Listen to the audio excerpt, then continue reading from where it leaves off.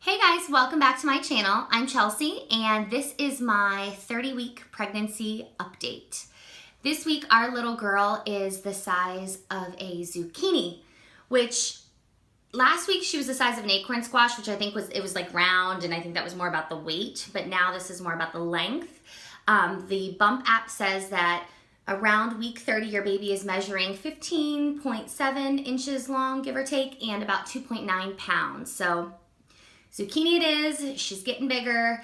So am I. This week my weight has stayed, well, they say that after week 30 your baby gains around a half a pound a week. So I guess that makes sense because I've gone up about a half a pound. I am 172.8 pounds as of this morning, and I started my pregnancy at about 143 pounds. I did tape measure my bump circumference, and I gained an inch. I was at 38 inches the last time I checked, which I think was 2 weeks ago, and now I'm at 39 inches. So I can feel it. It's funny. I'm feeling full really fast, and even these past couple of days, I've been feeling like I'm growing, like uncomfortable, I guess is the best way to describe it. It's not painful at all. It's just uncomfortable. Like I'm feeling full fast. I'm feeling a little bit just like stretched and definitely short of breath. My diaphragm feels like it's like up in my throat. So to be able to take a deep breath is like, I still don't feel like I'm getting enough, although I know I am. It's just things are getting more cramped in there. A new symptom this week that I've experienced, which I haven't had almost any nausea through this pregnancy at all. I didn't have morning sickness. I would eat first thing in the morning, and if I did feel a little just off, I wouldn't even say it was nausea, it was just kind of off, I would drink some ginger ale. But I've been feeling kind of like nauseous at breakfast time, and I keep wanting to eat a good breakfast because I wake up early, so it's easy for me to make something healthy. I like to do avocado toast with an egg on it, and some cheese, and I know it's giving me good nutrition for the day and some protein. It's giving baby girl good nutrition and some protein, but I have been feeling just kind of like I don't want to eat, but then I need to eat. So I don't know, it's kind of weird. It's something that I've just noticed recently, but there's not really any particular food one way or the other. I guess the things that are easiest for me is cereal, but then I get hungry really quickly after that. So yeah, just a new symptom, a little bit of nausea, nothing terrible. I'm not throwing up or vomiting or anything. It's just I'm feeling it a little bit more. But this past week was so special. I know, not just for me, but for so many. It was Mother's Day. So this past Sunday was Mother's Day weekend. And first of all, happy Mother's Day to all you moms, you first-time moms where this is your first pregnancy and really your first kind of mom to be, Mother's Day / first Mother's Day in general, I guess. And happy Mother's Day to all of you mommies out there that have children and are maybe watching this pregnant with your second baby or just like to watch baby updates. I have a whole new respect for motherhood, and it's just really cool. I loved this past weekend, and it was wonderful. My husband made this first Mother's Day for me just so special. He and I went on our a little date night on Saturday. We went to where we had our first date, which was at a little restaurant in New Smyrna Beach called The Garlic. And it's funny, I've said this before, but truly, people are so nice to pregnant women. At least that's been my experience. So a huge thank you, I feel like, to humanity, because people have been so nice to me being pregnant. We were at The Garlic, and they don't take reservations if you're under a party of 10, I think. And so we had to go as a walk-in, and New Smyrna is about an hour, 45 minutes from Orlando. So it's not a far drive. We can get there usually within the hour, but when we got there, they were on a 2-hour wait. So we said, okay, we'll just go stand by the bar, try to grab maybe a mocktail and maybe an appetizer to hold us over. And Jeff was kind of standing back at the bar getting ready to order, and this sweet couple were kind of talking to him and looked over and saw that I was standing kind of along the back and saw that I was pregnant, and they immediately gave up their seat. It was just so sweet. I mean, they were getting ready to check out, but they just wanted to make sure that I was accommodated and that I was able to sit down, and it was just very sweet. And then we were in line at Costco And we just had a couple of things we needed to grab really quickly. So we didn't have a big grocery cart full of anything, just a few things in our hand. And the couple in front of us was like, no, please go in front of, cut us in line, because it was a pretty long line. And the lady was like, I just have a thing where I always try to do something nice for pregnant women because it's tough being pregnant. And I was, I have kids, and I appreciated so much when strangers would do nice gestures for me. And I thought, wow, that's just awesome. So I really want to adapt that moving forward, even after baby. If I see a pregnant woman, and there's some way that I can go out of my way to help her or just do a nice gesture for her, I definitely want to repay it back and then pay it forward. It was very heartwarming. And we also got to do Mother's Day brunch with Jeff's mom and dad, and we went to a really nice hotel here that does like a great brunch, and we got to treat them. And his mom is such an angel. I have like the mother-in-law from heaven. She's wonderful. And I'm so thankful that they live here in Orlando because my mom is in Ohio. So, I don't usually get to spend Mother's Day with her, but I did get to spend it with my mother-in-law, and it was really special. So happy Mother's Day again to all of you mommies watching out there. I applaud you. And I'm excited because next year I'll be able to celebrate Mother's Day with my little girl. So one of the other things that Jeff did this week that was very sweet is we are getting garage organization units put in basically above our garage to help with storage because we live in a townhouse, and I am very OCD. I don't like clutter. I don't like a big mess, and the more baby things that we start accumulating, the more the clutter's piling up.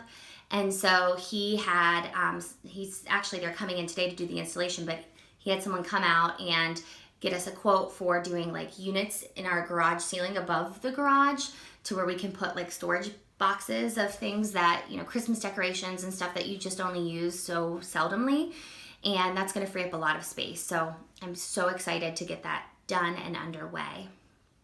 But back to kind of more baby stuff. This week we actually took our first labor class, I guess. We have a big class we're signed up for this Saturday that's an all-day class at Florida Hospital that is called The Gift of Motherhood, and it goes through everything labor and delivery. But on Tuesday night, we did a class called Comfort Measures, and it was all about natural birth methods and techniques and tools that you can use to have a natural birth. I am definitely not beyond getting an epidural.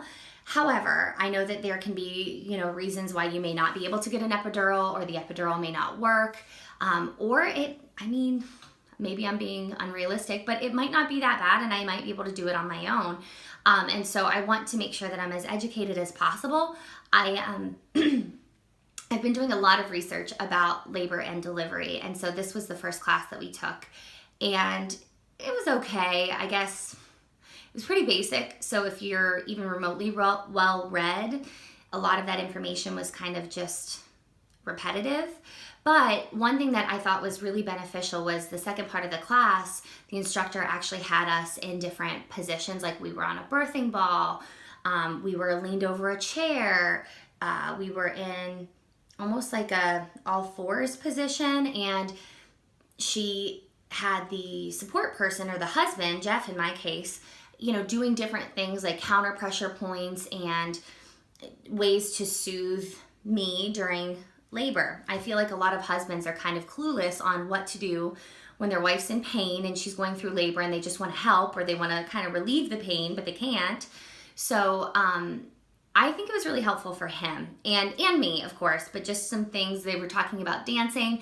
The nurse actually was a huge proponent of dancing during labor to get the baby in the right position and to help with dilation and using gravity on your side. So I might put together a little playlist. I don't know. We'll see. I'm just kind of at the early stages of really researching. So I'll keep you guys posted on what I decide and what I find. But it was cool. It was a good class, and I'm glad that we went. I'm really excited for our class that's coming up this Saturday because I think we'll have much more in-depth. And that's the last class that we have signed up for. So depending on how much I get out of that, I may or may not take a few more classes. Any of you second-time, third-time moms that have been through labor before and had something that worked for them, I would love to hear about your tricks or some things that worked for you, because being a first-time mom, it's very scary, and it's kind of the fear of the unknown of what to expect. I'm trying to get myself in the right mental place, and I'm staying really positive. I actually have made it a very strong point to block out any negativity. I think a lot of people are quick to share their negative stories about birth and about kids. Oh, you're never going to get any sleep, or oh, it's going to be the hardest thing you've ever done. And to that, I just say, well, no shit. It's going to be hard. And I wanted a baby for so long. I'm so thankful to be able to, that God has blessed me with the gift of being able to have a child. So many women can't have children. And so to that, I say, I'll take it. It comes with the territory, and babies don't stay babies forever. They grow up. And so I'm excited about the good and the bad, the parts that are more challenging and difficult, because it's going to make me a better person, I think, a better mother, hopefully. And I'm just so honored to be able to be pregnant, and thank the Lord, have a healthy pregnancy. So for any of you moms out there, if someone wants to tell you something negative and you're feeling that it's just overwhelming, or it's starting to kind of wear on you, just block it out. I mean, I've literally sweetly said, thank you, but I really like to hear the positive stuff. And so I don't really, I'm sorry that was your experience, but I just really don't want to hear about a negative birth story. And it's kind of worked. So, take it for what it is, but my advice is just block that out. I'm focusing on positive only to get myself in the right mental place for this birth. But anyway, that's about it. I actually ordered my next bottle of stretch mark oil cream. I still, so far, do not have any stretch marks to report. But something that is new is I tried to wear my old yoga pants that I was wearing throughout this pregnancy, and they were way too uncomfortable. So I think I'm just gonna say at 30 weeks, I am officially done with any pre-pregnancy clothes for the most part. Maybe a throw over, a blousey thing, my cardigans and stuff still fit me. But yeah, pants and yoga pants, even stretchy stuff, anything that I wore pre-pregnancy, it's probably out at this point. So I'll leave you guys with a bump update. I do have a dress on today, sorry, but you'll still be able to see. Bump is growing, getting bigger. Still not a lot going on over here, but definitely a lot here. So I hope you guys enjoyed this video. If you did, give it a thumbs up. Don't forget to subscribe if you want to know what's going on at week 31, and I'll check in with you guys next week. Thanks again for watching. I'll see ya. Bye.